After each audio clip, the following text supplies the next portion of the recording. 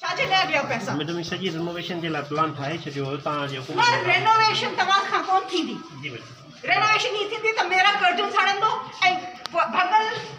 OT table है भगल OT ना कोई लाइट है प्रॉपर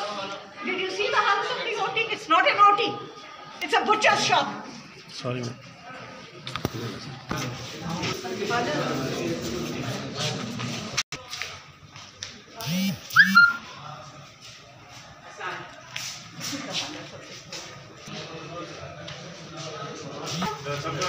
अच्छा ठीक है ना आप सरकारी से क्या खबर पाए हाँ बेटा बता मैडम मैं यहाँ सुबह से आई 7:30 बजे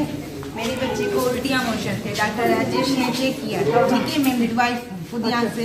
पढ़ के गई उनके स्टाफ की हूँ लेकिन मेरी बच्ची गश पड़ी इस बार ठीक है इन्होंने बिल्कुल भी ध्यान नहीं दिया जब भी नहीं लगाई कुछ भी नहीं किया सुबह 7:30 मेरे ख्याल सर ये इसमें कैन्यूला लगा हुआ है सब कैन्यूला लगा हुआ है 2 साल से रखा गया है अभी आपका सुन के ये डोज आया से आई थी ना बेटा ये भी मैंने बोला मैं आएंगे तो कंप्लेन करूंगी राजेश